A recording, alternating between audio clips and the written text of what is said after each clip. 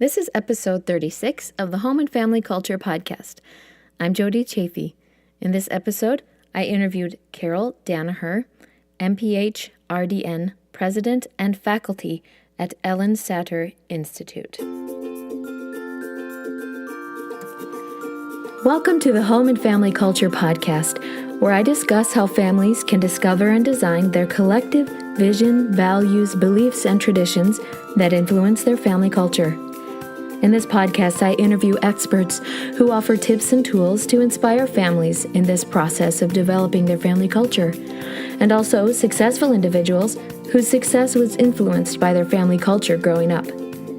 Be sure to check out the show notes for this and every episode at homeandfamilyculture.com, where you can subscribe for my weekly newsletter filled with updates on the podcast and blog, as well as other tidbits of information I like to add. You can listen to this podcast on iTunes, Spotify, TuneIn Radio, Stitcher, or YouTube. Please subscribe to your favorite medium. You can also find me on social media at Family Culture Podcast on Instagram, Facebook, and Pinterest, and at _Family Culture on Twitter. Be sure to comment, follow, like, rate, and share. But enough about all of that. Let's get to the episode. Thank you for listening. Carol Danaher is board president and faculty at the Ellyn Satter Institute. She is a registered dietitian nutritionist with a Master of Public Health from Johns Hopkins. She co-founded the Childhood Feeding Collaborative of Santa Clara County, California, creating partnerships and training in feeding dynamics for pediatric service providers of all kinds.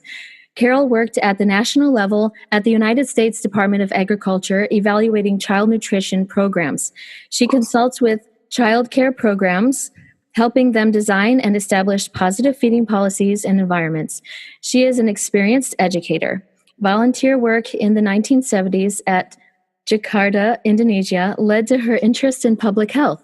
Carol was a Girl Scout leader for 12 years. Carol has 2 married children and a toddler-aged granddaughter. Welcome, Carol. Oh, thank you very much, Jody. It's a pleasure to be here. I'm so glad you could be here. That's awesome. I love that you studied public health. That was, I studied health promotion. And so I covered a little bit of public health in my studies also. And that's awesome. Yeah, thank you. It's a powerful field to influence populations. It's big and broad, and people don't even realize that it influences and impacts their daily life, really. Yes, that's true. It's true. So awesome. So tell us more about Ellyn Satter Institute. What is the Ellyn Satter Institute, and what is their mission? Sure.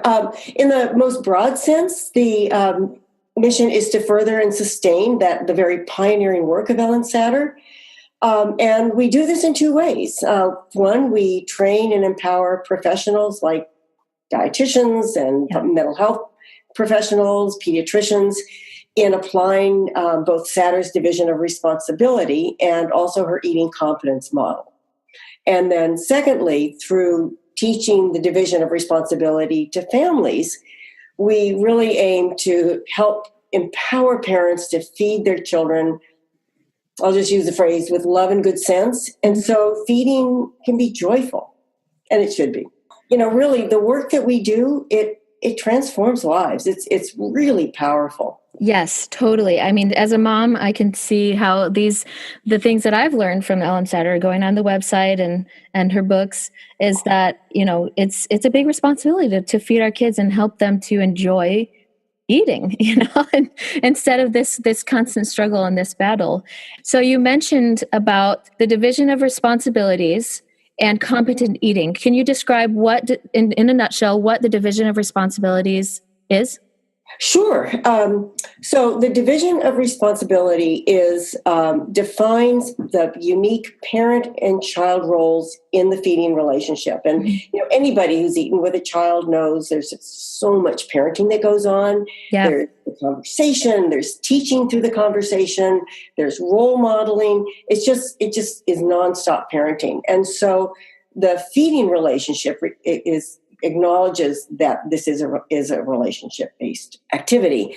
And so what Satter was able to do so brilliantly was to define what those unique roles are in the feeding relationship. And there are 5 different roles, 3 for parents, 2 for children. And parents are responsible for what food enters the house and is served to the family, where eating is allowed, and when eating is allowed. Okay. So in other words, all the structural basic decision makings about the mealtime and food. What, where, and when. Okay. Yep. Got it. And then the child is responsible for, within that context of parent responsibilities, for how much to eat from what the parent provides and whether or not to eat what the parent provides. And most people really agree with those 3 parent responsibilities, but they struggle so much with the child responsibilities. Yes. Because you have to trust the child with their eating to follow those. Division of responsibility is sometimes called the trust model. Yes, because it's so easy to, I prepared this food, you're going to eat it, or you have to eat so much of everything, or, it's very easy to fall into that. I mean, we catch ourselves even doing that. Like, we prepared this, please at least try so many bites. Yeah. So what you're saying is that parents, we really shouldn't even put pressure on them to even taste different foods? Well, the division of responsibility is very developmentally based. Okay. And so, it changes as a child develops and becomes more competent. Right. So for something like not even suggesting, so if it's like with my 18-month-old granddaughter, I would never suggest, because she is so driven by her, she's got these internal drives that tell her, today I'm only eating the meat, today I'm only eating this, or today I'm eating everything. Right. And cognitively, it would just mean, because she's in this, emerging age of becoming independent, becoming a toddler, she would just say no, it would be a negative. But a 4-year-old, a 3-year-old, you could say, because cognitively they can process information like this, you might like this. Go ahead and try it. If you don't like it, you can spit it out politely. And what you do in your napkin, you model that behavior. And so, there's rarely any yes or no straightforward questions with rearing children, right? Right. And so that question is really it's a developmental stage-based question. Right. So it depends on your child. You know who your child is, what they can handle, the discussion that you can have together. So it's not like with little children, you can't forcibly feed them, first of all, right? Yeah. And so, I think too that this division of responsibility really lifts a burden on the parents, because, it's okay. If they don't eat it, then I'm not going to stress out about it, because today they might not want it, but then tomorrow they might. And as long as they, over a time, getting a balance, what's the big deal? Like child, you're trusting the child to listen to their own bodies. Right? Is that? Yep, that's right. That's right. Because every one of us is born with ability to regulate hunger and satiety. And this is just part of being able to survive in the world. No parent can understand or know exactly what a child needs to eat at any different time. You don't know what's going on in their bodies. No. I mean, if they're going to be sick in 2 days, their appetite's dropped. So, you don't know that. If their growth is slowing or accelerating, that'll impact it. And there's just a lot. That's so interesting. And also, like when I studied the health promotion, I studied a lot of the psychology around food and things.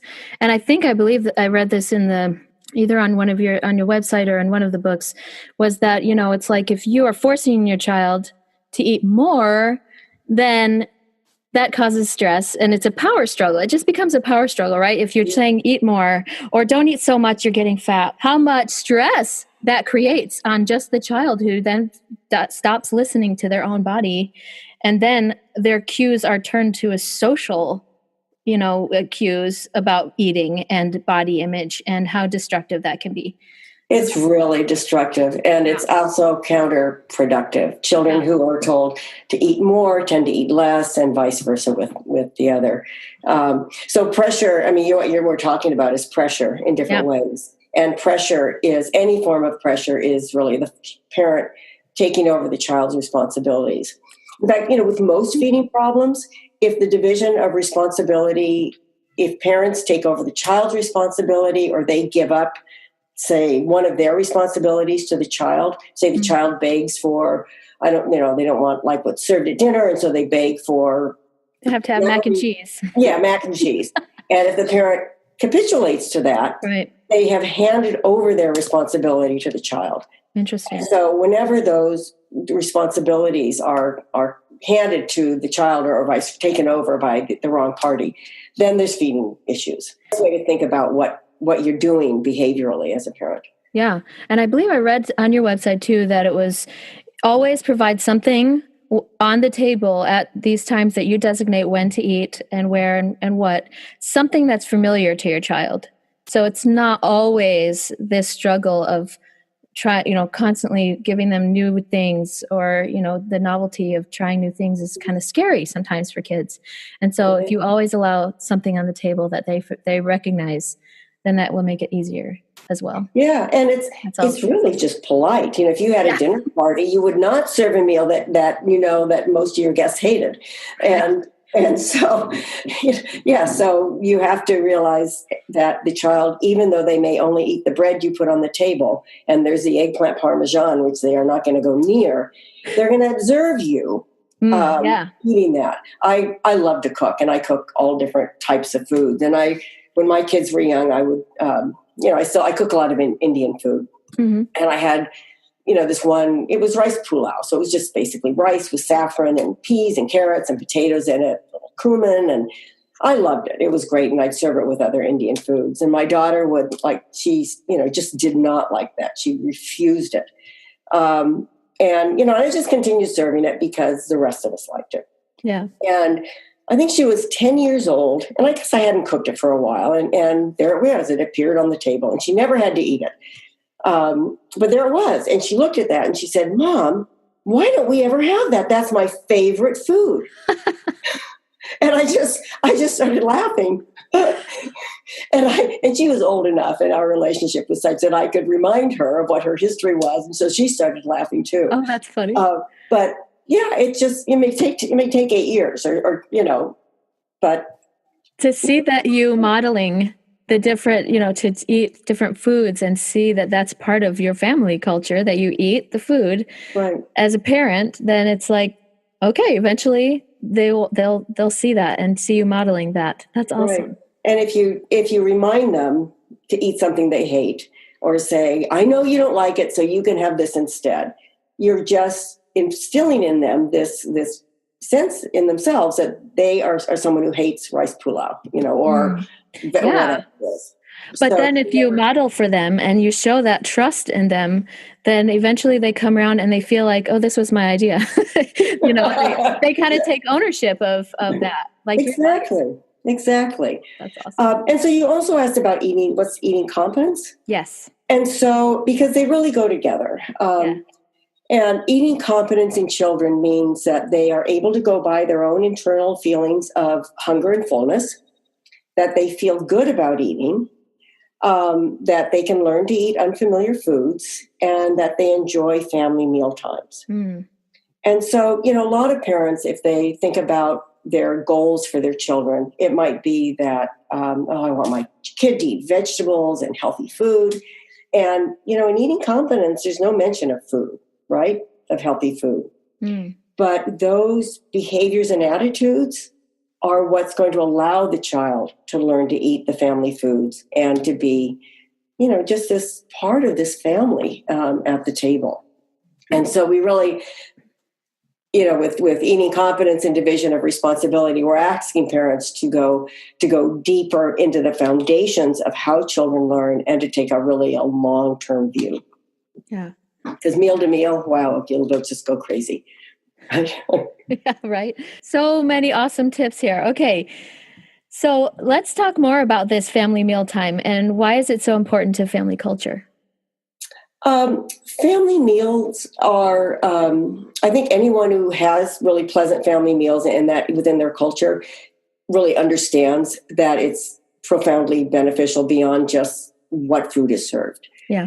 And what the research shows, which shouldn't surprise people who do enjoy family meals, is that having 3 or more family meals each week has profound benefits in terms of social health, mental health, behavioral health, and physical and nutritional health. Yeah. And so most of the research looks at having kids who have 3 or 5 family meals a week. And what they find is that when in the presence of family meals, without ever asking parents what they're serving, children eat healthier, they eat fewer unhealthy foods, they have fewer disordered eating behaviors, they have lower odds of obesity, of becoming obese. Interesting. And the benefits are greater I could, the list goes on and on.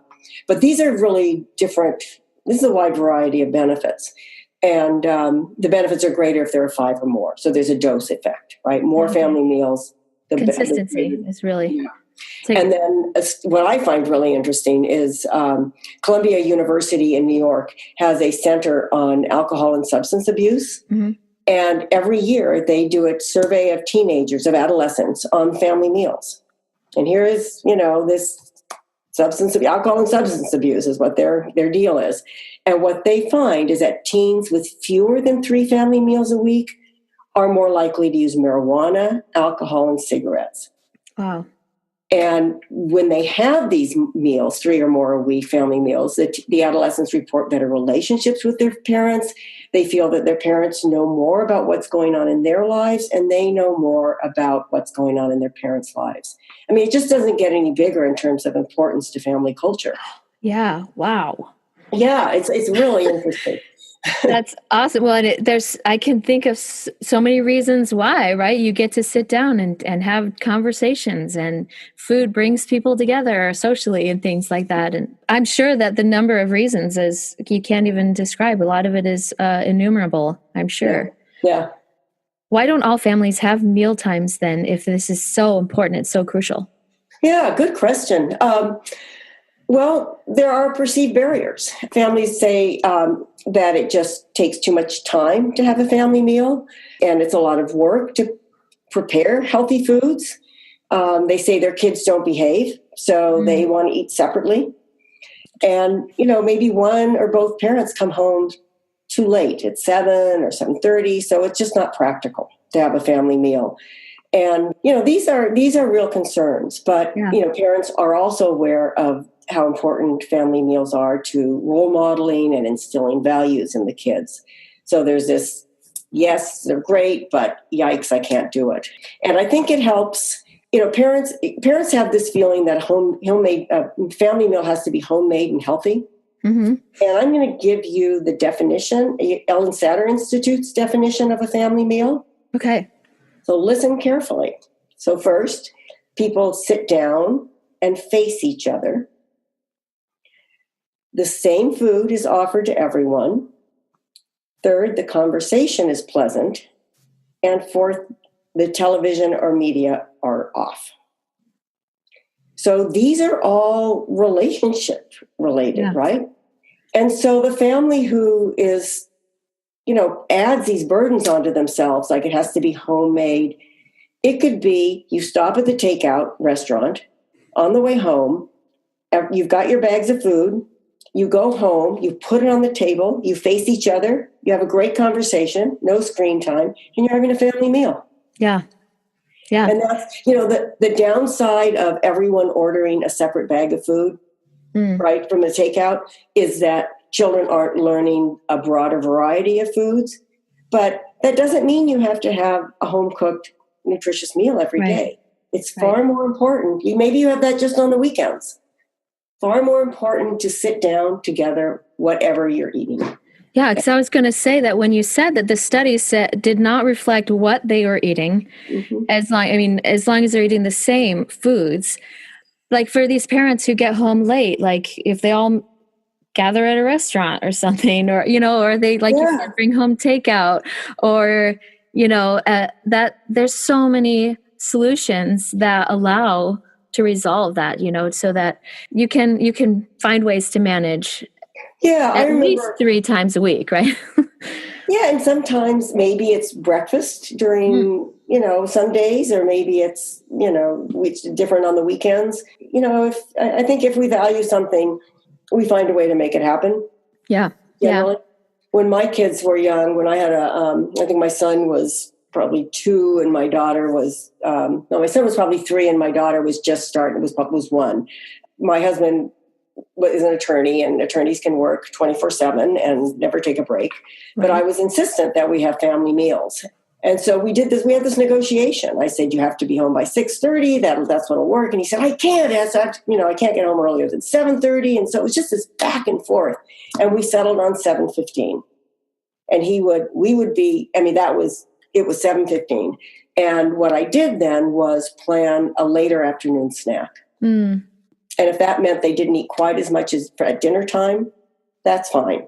But we had our family meal. You had to sit together. That's awesome. But generally it didn't impact them in terms of what they ate. But kids don't have to go to bed at 7 o'clock or 7:30, when they're young, and that's they can hold out. Yeah, with planning the snack time. So when you're talking about these things and how to have meal times at specific, you choose when and where and what as a parent.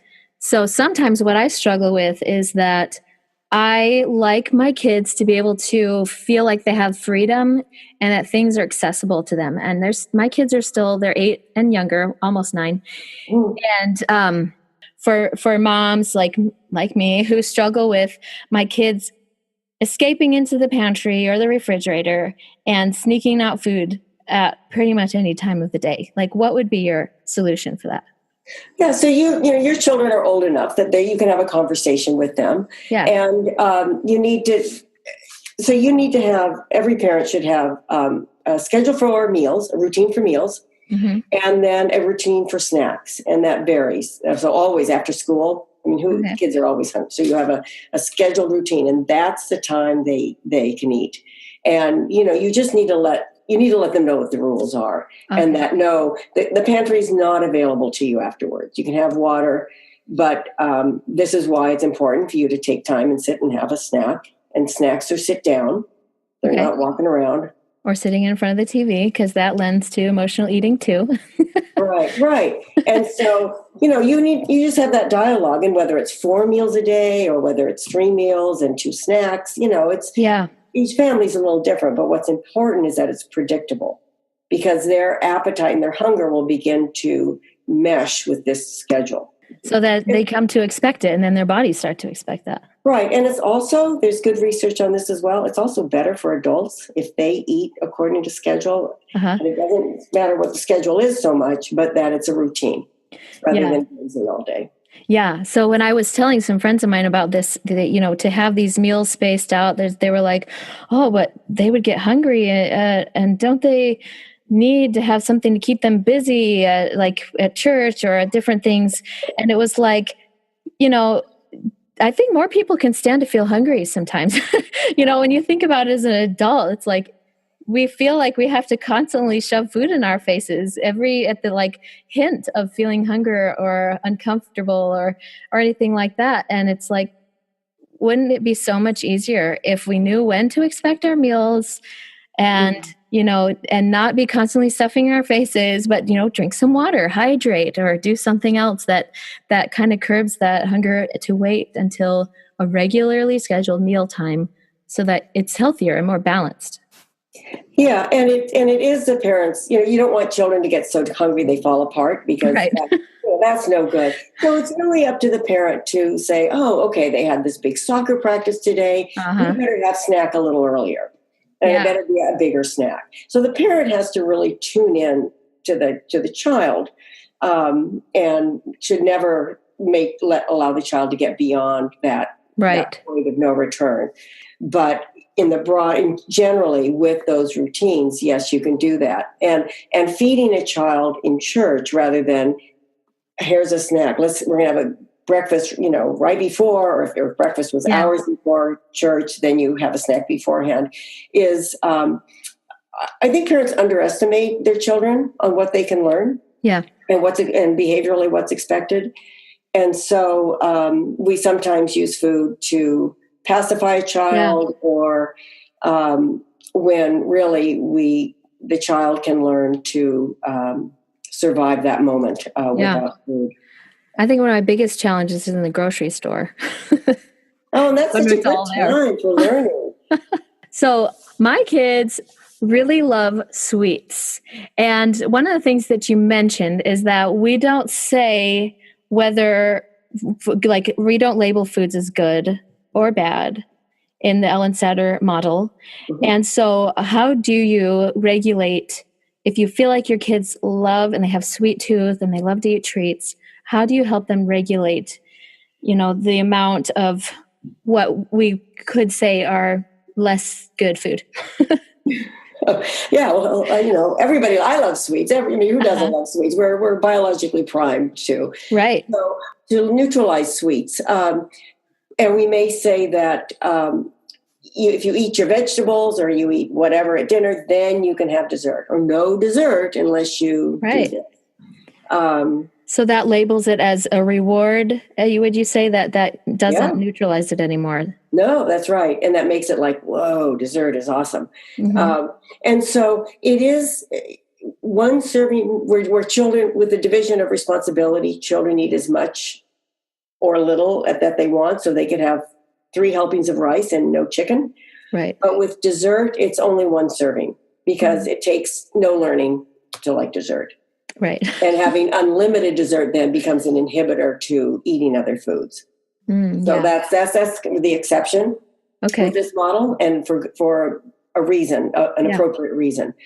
And so it's important to have sweets occasionally, not make them forbidden. Or if your family is really like, I'm just not going to buy sweets, allow your child to have them when they go to other places. Okay. And so if you're in the grocery store and they're begging for, candy or whatever in the checkout line, you say, our family just doesn't eat that. Okay. Mommy can't buy it. Mommy's not going to buy that. And that's all. You don't have to rationalize. It's just mommy's not going to buy it. Right. You don't have to say, no, we don't bring that junk into our house or something. Right? Yeah. It's just, so I'll give you another story that I think illustrates it well. I had a friend of mine's child spent a couple weeks with us every summer. And we'd go up to a beautiful small lake in the Sierra Nevada mountains in California. And they had a little store that young children, I would allow my 6-year-old to walk to that store. We had an account there, and they could buy, and they just had to give their last name and they could buy whatever they wanted. Wow. And so I would send my children to get like snacks for a hike or something. So this child, all the way going to this location, he would talk about the candy he was going to buy. And he was they had no sweets, no sugar. It was demonized. It was right. And then the first 3 days he was with us, that's all he could think about. He would go to the store and buy unbelievable quantities of candy. And I would just like calm myself and say, okay, he needs to do this. I'm just going to. And then by day 4 or 5, he forgot about it. I mean, it was it didn't become an issue anymore. Right. Because he could have it. And so that, you don't want that. You don't want your child to be like that, right? You don't want them going to a birthday party and standing by the snacks, the bowl of M&Ms, and shoving them in their mouth. I'm just obsessed about them. Right. And so allow them to have their Halloween candy, allow them to gorge the first couple of days, allow them to gorge on their Easter candy. It's not going to hurt them. Don't allow it past a couple of days. That information on Halloween is on our website. Okay. But it's just neutralize it. Yeah. Healthy foods aren't any better. Don't talk about the virtues of vegetables. That's a disincentive for them to eat them. And don't, very neutral. Interesting. So then my question would be, if you have treats in the house, then what you say is at mealtime, it's okay to have a treat out with the meal or after the meal so that it's something they can choose. Yeah, you could serve it, let's have it at snack, because you don't want them to have the treats and then have to spoil their appetite. Right. And so you let them have it after, pick out what you want for dinner tonight, with dinner tonight. And let them pick it out. And then, after 3 weeks or 2 weeks, whatever you decide, then it can disappear. I have a friend, he's a dietitian and has 3 young children, and he follows a division of responsibility. And the only way he can really be calm in doing that is during meal times. He only looks above their necks, he looks at their faces because they're having conversation, but he doesn't look down at their plate to see what they're eating or not. So, I mean, he's found that's what he had to do, but it made a difference for him. Yeah. So because, something that's even starting younger and younger is kids who are dieting, kids who are starting to stress about, the social cues around food or eating disorders and things like that. And people don't realize how sensitive our kids can be to those looks or those words that we say or things like that. And all of that is what comes into your family culture of what is it that you value? Is it really going to be that your child is eating exactly what you want them to eat? Or is that your child is healthy and has a healthy perception of themselves and that you love them regardless of what they're filling their plate with? And so that's awesome. Great tips, great tools. What would you like to leave our parents with? Well, I would like them to, if they could go onto the Ellyn Satter Institute website. Yeah. And you had just because there's so much learning available there. Yeah. And look at some of the resources we have just posted online.